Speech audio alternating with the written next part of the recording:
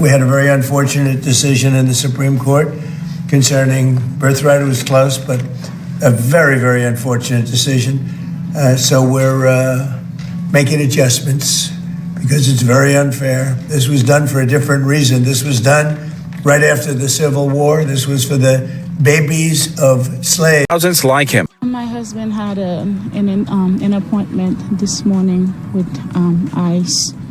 So when we went in, everything was okay. The officer was like, do we have, other cases pending? And I said yes. I showed all of the receipts for the adjustment of status, the I-130 that's pending, and the asylum case as well that's also pending. But at the end, they said they had to detain him. They did. I've wanted a child so long. God finally sent my husband my way. We got married. We're on the IVF process. We spend every last dime on It's on hold right now. 32-year-old Davidson of Haiti is out of a job and losing hope. He has lived in the U.S. for the last 16 years under the government's temporary protected status, granted to Haitians after the devastating earthquake of 2010. But on Monday, that protection came to an end for 350,000 or so Haitians after a Supreme Court decision. It's very stressful in a way because I have financial responsibilities. It also means he could get deported, a reality for thousands. I say this to the FBAs who jump on my posts and think they're saying something when they say T is for temporary. Like, baby, this is not Sesame Street. We all know T is for temporary, okay? We all know that. But let me tell you something, okay? Do you got a passport? Do you got a passport that says FBA? Haitians got Haitian passports. You understand what I'm saying? You need to be sovereign. You got to have land. You got to have your own passport. You got to have your own country before you can talk about Haiti. Because really, you're at the mercy. Just look at what's going on in America.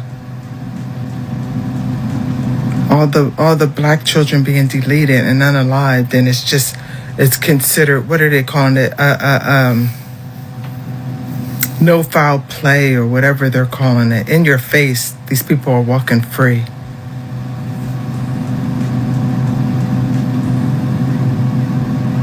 You can't even take the U.S.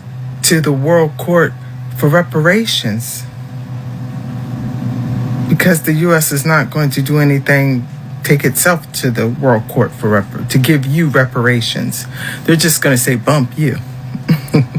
So you can't talk about Haiti. As poor as the poorest of the poorest in the Western Hemisphere. You can't talk. I don't care if Haiti was the poorest in the whole world. You still can't talk about Haiti because you ain't even got it like that. You're not even sovereign. You don't even have a vote in the United Nations. You're in somebody else's country. You're in somebody else's shit. Acting like it's yours. It's laughable. It's laughable. Laughable. And you just can only come on TikTok and say some stupid shit like, T is for temporary. Baby, we know that. But what you don't know, Haitians have been in America for generations, while you were still slaves, and we ain't going nowhere. Get your game up before you get you a passport that says FBA on it. Every generation, it's something else. It's Negro, it's colored, it's Black American, it's African American. It's foundational. But what is going to be next generation? I have been Haitian and I will die Haitian. My children will be Haitian.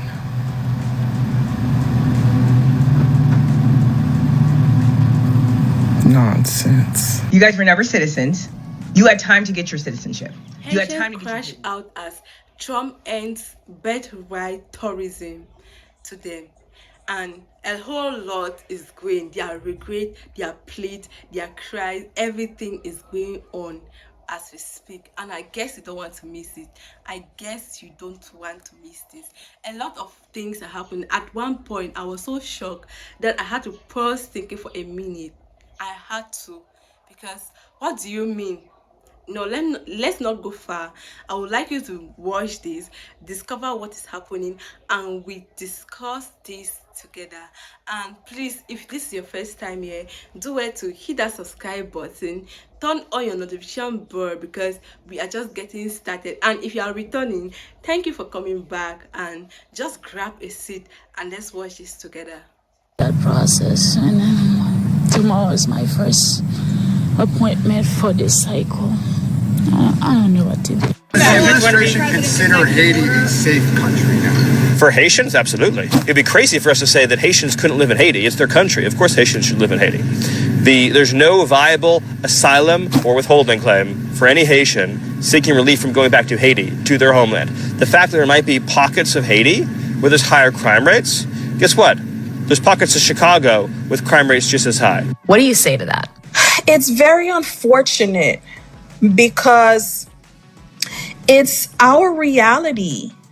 This is not hearsay. I've witnessed what I've witnessed personally with my family. We had bandits rob my family at gunpoint. My aunt and uncle got shot in the head, left to die. Wow. I had an older female cousin. She was raped. I have many friends who just fled Haiti recently who told me they had to leave everything behind. They would hear gunshots over their head and would have to just leave with the clothes on their back because they're at war. Yeah, It's gangs. a civil war there with the gangs. Do you think you're going back home? I mean, how do you grapple with the idea that our government is saying you belong in Haiti, this isn't your home? I am not going to jump to conclusion because I still have faith and hope in the Americans that I've learned and lived and loved and served. My niece/daughter that I've raised her to be American, not Republican or Democrat. And what I've taught her is to be loving and to be a humanitarian and to serve and to help, to love, because that's what I've known America to be. So I still have hope. I have not lost hope. I don't feel this is the end all be all. All I can do. Thousands of healthcare workers legally caring for patients were suddenly forced off the job overnight. The question isn't just what happens to them, it's what happens to the patients left behind. Connecticut nursing homes woke up this week with a problem they cannot solve overnight. Thousands of Haitian immigrants had been living and working legally in the United States under Temporary Protected Status, or TPS. TPS is a humanitarian immigration program that allows people from countries experiencing war, natural disasters, or other extraordinary conditions to temporarily live and work legally in the United States. Haiti was granted TPS after years of devastating earthquakes, political instability, gang violence, and a worsening humanitarian crisis. But this year, the Trump administration moved to end those protections for Haiti. After months of legal challenges, the U.S. Supreme Court allowed the administration to move forward while those lawsuits continue. When the latest extension expired this week, many workers immediately lost their authorization to work. Connecticut officials estimate roughly 5,000 Haitians in the state may have lost work authorization. Nursing homes immediately felt the impact. Industry leaders say up to 100 workers across skilled nursing facilities were sidelined on day one alone. So these weren't just housekeeping staff. They included certified nursing assistants, licensed practical nurses, registered nurses, dietary staff, and other essential caregivers who keep facilities running every day. One nursing home reportedly lost 13 employees overnight. Think about what happens when a facility that's already short-staffed suddenly loses that many caregivers. Residents are going to wait longer to get out of bed. They're going to wait longer for medications, longer for meals, longer for help getting to the bathroom, or for someone to answer the call light. Healthcare is one of those systems where even a small staffing loss can cause ripple effects throughout an entire facility. Connecticut already has a well-documented healthcare workforce shortage. Industry leaders warn that these losses could delay hospital discharges because patients can't be transferred into nursing homes when there aren't enough staff to safely care for them. So that keeps hospital beds full and puts even more pressure on an already strained healthcare system. State Senator and physician Dr. Saud Anwar also warned that fewer caregivers could lead to more infections, more complications, and additional strain on hospitals. So the legal fight isn't over. Lawmakers have introduced legislation that would extend or strengthen protections for TPS holders, and immigration attorneys are saying that some people may qualify for other forms of legal immigration relief, depending on their individual circumstances. Whatever your views on immigration policy, the story raises a healthcare question we just can't ignore. When experienced caregivers disappear from the workforce overnight, the consequences don't stop with those workers. Patients, families, hospitals, and entire communities. Help you out. Pop quiz. What happens to the first Black nation that takes their independence?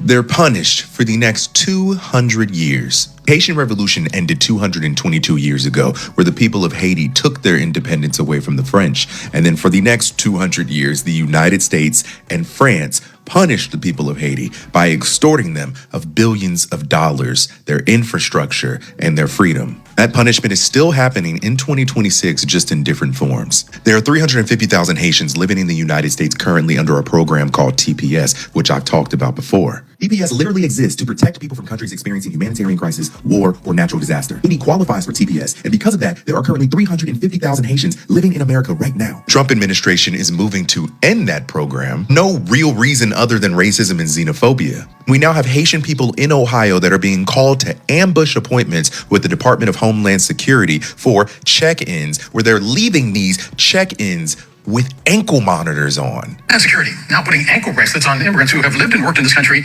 legally for years. People who have what is called temporary protective status. We're talking about Haitians and Syrians, many of whom say being sent back home is tantamount to a death sentence. Anxiety levels are rising. Critics say their clients are being treated like criminals, and many now live in fear.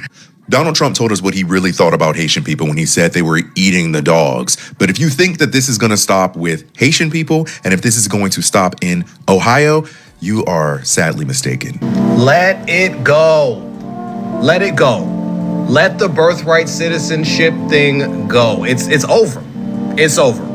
Here we go again. Every court in America has told you no. The Supreme Court has told you no twice. And now this, again, they were signing more executive orders going after different types of birthright citizenship. Now they want to go after birthright tourism. And it will end the same way every last one of these rulings has ended for this administration, okay? It's not gonna stay. Not gonna stick. You're not getting people out of this country that way. You're not. Now, of course, they're going to sign the executive order, and then everybody's going to move super fast, and they're going to be like, ooh, yeah, well, here we go. We're going to do it now, and everybody in the federal government has to do it, and be worried now. There will be a lawsuit immediately. As soon as they sign these executive orders, it's going to be lawsuits today. And then here we go, hashing this out in court all over again, and it's going to go back, and you're going to get the same result. They already said no. They can't reopen these cases after they've already said no. If you want to stay in power and stay out of jail, you know what's crazy? If he wants to stay in power and stay out of jail, just start actually doing some good stuff. They could easily win back some good PR, especially with their own voting base, if they tackled one issue in a positive way to actually benefit the American people. But they're not gonna do it. They won't do it. They won't do it. They're either they're physically incapable of doing it, emotionally, spiritually, they are just quite literally strictly wired to manipulate and harass and oppress people. They don't have it in them to try and help one person that is outside of the donor class or anybody with a 6 or 7 figure bank account. That's why the only direction they go in is more cruelty. That's all they can do. They don't have another strategy. But the fact that they constantly bringing up fights that they've lost over and over and over again is ridiculous. Nothing is going to change. Nothing is going to change. You're not getting these people out of here the way you think, okay? You're just not. You failed. And the immigration policy has absolutely failed. Individual, put your money where your mouth is, right? Me, my name is Lena. I was born and raised in the county of Dade, Miami-Dade County, to a Haitian mother, Haitian father, later Haitian stepfather. 3 Haitian uncles, a Haitian aunt. So I am a child of immigrants. You, Black American, you know your immigration laws so well.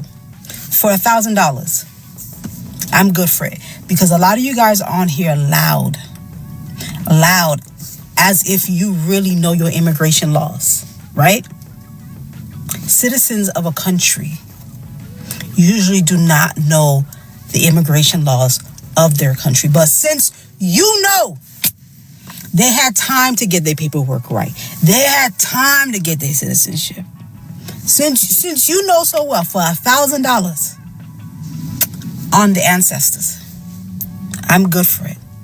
Tell me how someone who is on TPS, temporary protective status, how their next step is to become a U.S. citizen. How could they have made that happen? Since a lot of you guys swear you know your immigration system better than the immigrants, better than the attorneys, better than the children of immigrants that help their parents through this process. S'il vous plaît, please speak to me. For $1,000. Since they had time to get their paperwork right, they had time to get their citizenship, they had time for whatever. Tell me, $1,000. I give you 3 days. Please tell me, how can you go from TPS to U.S. citizen? Since they had time to get their citizenship, since they had time to get their paperwork right. Please tell me. Use Google. Thank you for staying this far, and I guess you watched the previous videos I put up, and you may be thinking, a lot may be going on in your mind as we speak. Yes, previously when they knew that if you are birthed in America, you definitely become an American citizen. But now Trump is coming with a different policy that if a child birth in America is no longer American, it's from your country, the country of your parents. And this is messing up with your mind as we speak. And at this point in time, some are just getting confused and not knowing what to do. So in your honest opinion, what do you think they should do? What do you think they should reconsider? Give me your thought in the comment section, because I'm reading every single thing. Thank you for staying, and if you're not yet subscribed, please do well to hit that subscribe button, because it's completely free and mean a lot to us. Yes, I'll see you in my next episode.